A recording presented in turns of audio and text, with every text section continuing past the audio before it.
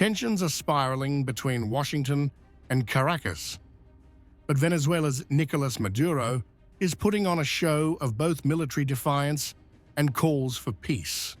At a state event in Caracas, the Venezuelan leader danced, chanted, and pleaded in English for the United States to avoid war, even as his troops conducted massive drills across 2,000 kilometers of coastline.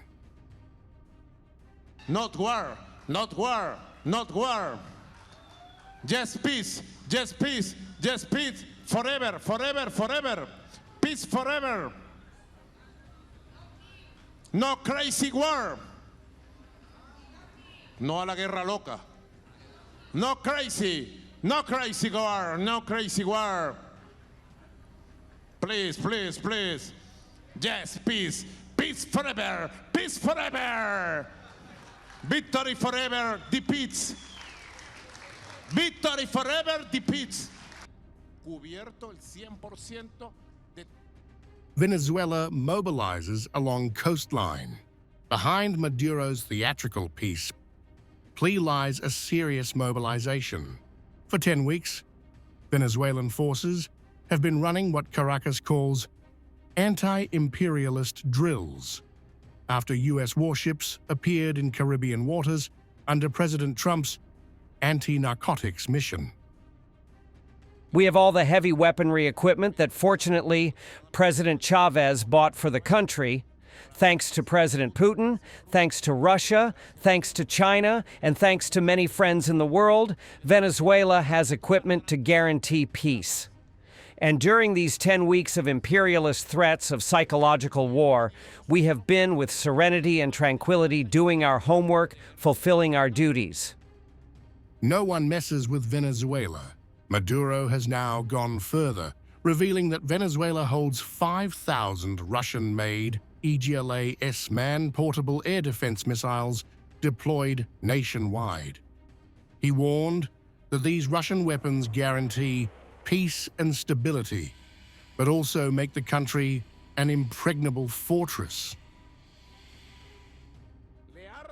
Any military force in the world knows the power of the IGLA-S, Russian anti-aircraft missile, and Venezuela has no more and no less than 5,000 IGLA-S in key anti-aircraft defense positions to guarantee what?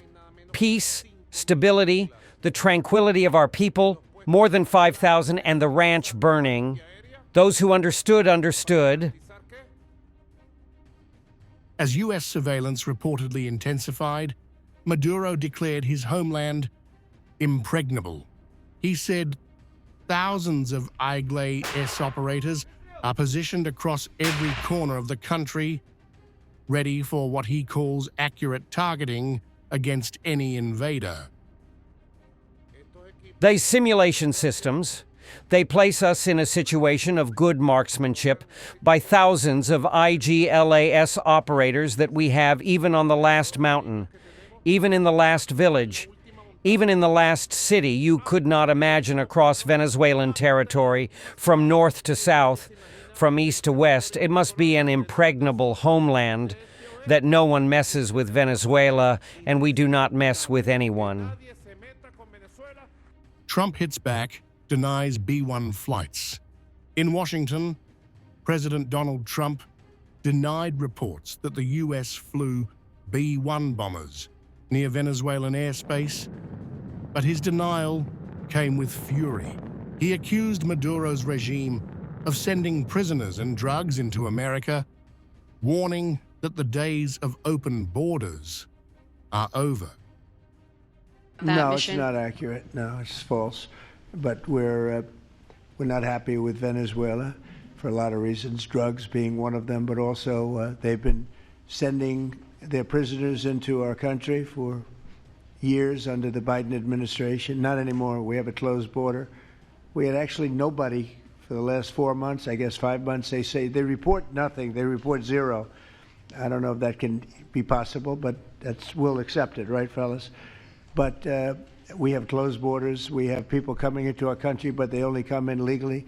We have the strongest borders we've ever had. We might have the strongest borders of almost any nation right now. And that's a big difference from what it was 2 years ago when everybody was pouring in. But we're very unhappy with Venezuela because of what they've done. They've emptied their prisons into our country. Nobody can do that. But questions about a possible U.S. regime change plan are mounting. When asked if Trump's narco-terror war was meant to remove Maduro, the White House refused to say directly, instead doubling down on the anti-drug narrative. The president has spoken on that, Reagan, and I certainly won't get ahead of him. What we've made very clear is that this administration is not going to tolerate international narco-terrorist organizations from trafficking drugs into the United States.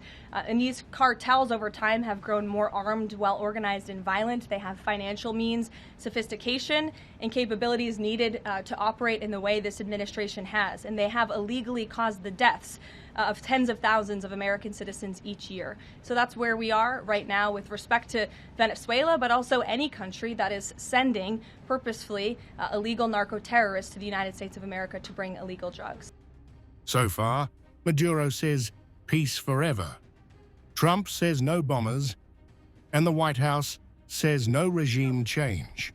But with 5,000 Russian missiles in Venezuela's arsenal and U.S. warships in the Caribbean, the peace both sides speak of may already be on the edge of a new Cold War.